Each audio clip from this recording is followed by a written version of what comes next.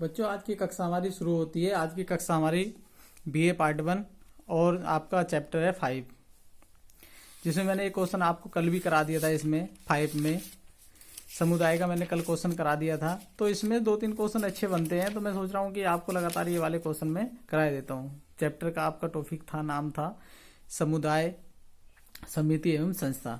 तो इसमें समुदाय का मैंने कल करा दिया था और समिति का मैं आज आपको क्वेश्चन करा रहा हूँ। मैंने आपके उस पर जो है डाल दिया है। आज के प्रश्न है, संस्था की परिभाषा कीजिए, संस्था और समिति में भेद या अंतर स्पष्ट कीजिए। क्योंकि भेद में इस वजह से आपको करा रहा हूँ कि ये 3 नंबर में एग्जाम में अधिकतर पूछ लेता है, तो ये आपको 3 नंबर के लिए अपना तैयारी भी करनी है, तैयार भी करना है क्वेश्चन। ठीक है बच्चों। अब हमारा आता है संस्था क्या है। तो देखो सिंपल सा है। क्या संस्था जो होती है, एक नियम होता है, एक कानून होता है, क्रियाकलाप जो होते हैं। जैसे एक सामान्य सी बात, एक जो समाजशास्त्र भाषा है यही है कि संस्था में जो है नियम कानून ये सारे जो है वर्क करते हैं। जैसे प्रतिदिन के वार्तालाप में हम संस्था शब्द का प्रयोग भी व्यक्तियों की किसी संगठन के लिए कर लेते हैं। समाजशास्त्री रूप में संस्था का अर्थ ऐसे विचारों से बिल्कुल भिन्न है। आरंभ से ही यह ध्यान रखना आवश्यक है कि संस्था व्यक्तियों का कोई संगठन ना होकर कुछ ऐसे नियम अथवा कार्यप्रणालियों का बोध कराती है जिसके माध्यम से हम विभिन्न संबंधों की स्थापना करते हैं। यह ध्यान रखना आवश्यक है कि व्यक्तियों के संगठन के रूप में समितियां कभी भी मनमाने रूप से कार्य नहीं कर सकती। उन्हें अपने उद्देश्यों की पूर्ति के लिए एक पूर्व निर्धारित कार्य प्रणाली तथा नियमों के अनुसार कार्य करना आवश्यक होता है। संक्षेप में, व्यवहार की स्थापित कार्य प्रणालियां अथवा नियमों की समग्रता को, जो नियमों की समग्रता होती है, उसी को क्या है बच्चों, हम संस्था कहते हैं। संस्था की परिभाषाएं तो देखो, विभिन्न समाजशास्त्रियों ने संस्थाओं की अपनी अपनी परिभाषाएं दी हैं। मकाई और पेच ने कहा, सामूहिक क्रिया की विशेषताओं को बताने वाली कार्य प्रणाली के स्थापित रूप अथवा कार्यविधि को ही हम संस्था कहते हैं। और दूसरा हमारे समाजशास्त्री हुए अग्रवाल और निपकाफ, उन्होंने कहा, मानवीय आवश्यकताओं की पूर्ति के लिए संगठित और स्थापित प्रणाली ही सामाजिक संस्था है।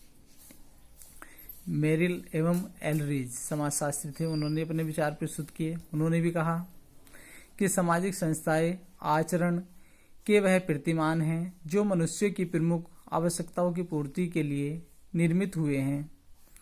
एक समाजशास्त्री रोस हुए, उन्होंने भी अपने विचार प्रस्तुत किए। उन्होंने कहा, सामाजिक संस्थाएं सामान्य इच्छा द्वारा स्वीकृत और स्थापित मानवीय संबंधों की संगठित व्यवस्था है। तो बच्चों इस प्रकार क्या है, संस्था की जो डेफिनेशन है, जो समाजशास्त्र ने डेफिनेशन दी है, वो हमारी पूर्ण हो जाती है।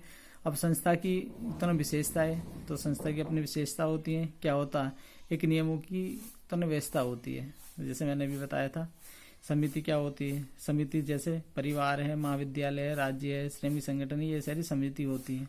जो इनके अंतर्गत नियम है, कानून है, व्यवहार है, जो प्रणाली है जो वो लागू की जाती है, वो हमारी कैसी होती है, उसको हम तो संस्था कहेंगे। तो जैसे नियमों की तन व्यवस्था, संस्था कैसी होती है, नियमों की तन व्यवस्था होती है। जैसे अभी मैंने बताया। नेक्स्ट, जो समिति होती है उसमें संबंध कैसे होते हैं, मूर्त होते हैं, वो हमें दिखते हैं। जो हमारी संस्था होती है, संस्था में संबंध कैसे होते हैं, अमूर्त होते हैं संस्था में। ये एक जो ध्यान रखने वाली बात है। नेक्स्ट, सांस्कृतिक अवस्था की इकाई, जो हमारी संस्था होती है, जो सांस्कृतिक व्यवस्था की एक महत्वपूर्ण इकाई होती है। इसका तात्पर्य यह है कि संस्था का विकास एकाएक नहीं हो सकता। कार्य करने की कोई उपयोगी तरीका जब तक एक लंबे समय तक समाज में प्रभावपूर्ण बना रहता है तथा धीरे धीरे उसे एक लोकाचार बनाने के बाद संपूर्ण समूह की स्वीकृति मिल जाती है, तभी व्यवहार की यह प्रणाली संस्था के रूप ले लेती है। सामूहिक स्वीकृति, तो संस्था को कैसी होती है, सामूहिक स्वीकृति भी प्राप्त होती है। नेक्स्ट, सुपरिभाषित उद्देश्य, संस्था का अपना एक सुपरिभाषित क्या होता है, उद्देश्य होता है। संस्था जो बनाई जाती है उद्देश्यों की पूर्ति के लिए बनाई जाती है। नेक्स्ट नंबर, अधिक स्थायित्व, संस्था का जो होता है स्थायित्व कैसा होता है, अधिक तो स्थायित्व होता है संस्था का। सांस्कृतिक उपकरण, सांस्कृतिक उपकरण का क्या तात्पर्य है? सांस्कृतिक व्यवस्था की एक इकाई के रूप में संस्था को प्रभावपूर्ण बनाने के लिए इसमें अनेक संस्कृति उपकरणों का समावेश हो जाता है। यह उपकरण भौतिक भी हो सकते हैं और अभौतिक भी। उदाहरण के लिए भौतिक क्या होते हैं? भौतिक चीजें वो होती हैं जो हमें पूर्ण रूप से दिखाई देती हैं। अभौतिक चीजें वो होती हैं जो हमें जो है स्पष्ट रूप से ये हमने अपनी नंगी आंखों से उसको नहीं देख पाते। वो कैसी होती हैं? अभौतिक होती हैं। स्पष्ट परंपराएं, जो हमारी संस्था है उसमें परंपराओं का सबसे महत्वपूर्ण योगदान होता है। कोई संस्था जिन परंपराओं के आधार पर विकसित होती है उनमें से कुछ परंपराएं लिखित होती हैं और कुछ अलिखित होती हैं। दोनों तरह की होती हैं, कुछ लिखित होती हैं परंपराएं और कुछ जो है अलिखित होती हैं। अब बच्चों जैसे कि प्रश्न में मैंने अभी आपको बताया था समिति तथा संस्था में अंतर। बच्चों 3 नंबर में एग्जाम में अधिकतर वो पूछ लेता है, ठीक है। समिति संस्था में अंतर, समुदाय समिति में अंतर। तो अभी मैंने जैसे इसमें मैंने आपको बताया था कि समिति व्यक्तियों का एक संगठित समूह है। समिति कैसा? व्यक्तियों का संगठित समूह होता है। जैसे परिवार है, महाविद्यालय है, श्रमिक संगठन है, ये सारे क्या होता है? समिति होता है। संस्था अनेक व्यक्तियों तथा कार्य प्रणालियों की व्यवस्था है, जैसे विभाग। क्योंकि मैंने बताया ना जहाँ पे नियम वर्क करते हैं वहां पे क्या होती है? संस्था होती है हमारी, ठीक है। नेक्स्ट नंबर 1 हम बिल्कुल सिंपल सा दे देंगे, मैंने क्लास में आपको पढ़ाया है। व्यक्ति एक समूह के रूप में समिति मूर्त होती है। समिति की जो अपनी वो होती है कैसी होती है? मूर्त होती है। और संस्था कैसी होती है? अमूर्त होता है। बिल्कुल जस्ट इसका उल्टा होता है। नेक्स्ट, समिति की स्थापना योजनाबद्ध रूप से की जाती है। जो समिति की स्थापना होती है बिल्कुल योजनाबद्ध रूप से की जाती है। संस्था की जो होती है वो योजनाबद्ध तरीके से नहीं होती, वो स्वयं भी है, धीरे धीरे होती है, ठीक है बच्चों। नेक्स्ट, समिति की प्रकृति अस्थायी होती है क्योंकि उद्देश्य पूर्ति के साथ ये भंग हो सकती है। उद्देश्य पूर्ति के साथ ये भंग हो सकती है। अर्थात संस्था जो होती है, संस्था की प्रकृति, संस्था सांस्कृतिक व्यवस्था की इकाई होने के कारण अधिक स्थायी होती है। ये एकदम ऐसा नहीं कि हाँ जी जैसे समिति हमने भंग कर दी कि संस्था को हम एकदम जो इसमें भंग कर दें। नेक्स्ट नंबर जो है हमारा, समिति एक औपचारिक संगठन है क्योंकि इसके निश्चित और लिखित नियम होते हैं। जो समिति होते हैं उसके बिल्कुल निश्चित लिखित नियम होते हैं, ठीक है। अधिक उधर संस्थाएं, सामाजिक संस्थाएं इस दृष्टिकोण से अनौपचारिक होती हैं। समिति कैसी है? औपचारिक है, ये अनौपचारिक है। मैंने क्लास में आपको औपचारिक अनौपचारिक के बारे में बता दिया था सारा, कि परंपरा, जनरीति, प्रथा अथवा लोकाचार के रूप में होती है।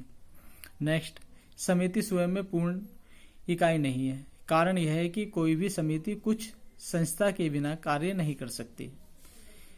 तो बच्चों ऐसा होता है, समिति कैसी होती है? एक पूर्ण इकाई नहीं होती, क्योंकि समिति में छोटी छोटी बहुत सारी संस्थाएं होती हैं। जैसे आप ले लो एक गांव में, जैसे एक तो ना महाविद्यालय है। महाविद्यालय में क्या है? कार्य सुचारू जो चलाने के लिए उसमें छोटे छोटे विभाग बना दिए जाते हैं। वैसी मतलब उसी तरीके से सामाजिक संस्था की प्रकृति इस दृष्टि से पूर्ण है कि किसी औपचारिक संगठन के बिना यह भी व्यक्ति के व्यवहार को प्रभावित कर सकती है। नेक्स्ट, समिति के अधिकांश प्रतीक भौतिक होते हैं। मैंने भी भौतिक के बारे में बताया था। भौतिक क्या होते हैं? जिनको हम देख पाते हैं। अभौतिक वो होते हैं जिनको हम देख पाते हैं। समिति कैसी होती है? भौतिक होती है। संस्था कैसी होती है? उसके व्यवहार, संस्था प्रतीक सांस्कृतिक व्यवहारों के रूप में देखने को मिलती है। नेक्स्ट, समिति का कार्य क्षेत्र केवल इसके सदस्यों तक ही सीमित रहता है। जो समिति उसका कार्य क्षेत्र कैसा होता है? सदस्यों तक ही सीमित रहता है। संस्था का कार्य क्षेत्र संपूर्ण समाज होता है। वहां पे क्या होता है? संपूर्ण समाज होता है, ठीक है। इस तरीके से बच्चों ये आपका पूरा कंप्लीट हो जाता है। संस्था की परिभाषा कीजिए, समिति तथा संस्था में अंतर स्पष्ट कीजिए। एक आपका बहुत अच्छा मोस्टली क्वेश्चन है, वो मैं कल कराऊंगा। हम समितियों के सदस्य होते हैं, संस्थाओं के नहीं। मैकाइवर पे इसकी डेफिनेशन है, तो ये काफ़ी अच्छा है। कल तो संडे की छुट्टी है। बच्चों अपना ध्यान रखो, ठीक है। कोरोना के प्रति जागरूक रहो, आस पड़ोस को जागरूक रहो, सामाजिक दूरी का जो है ध्यान रखो, सामाजिक दूरी बनाए रहो, सोशल डिस्टेंसिंग। इसी के साथ धन्यवाद।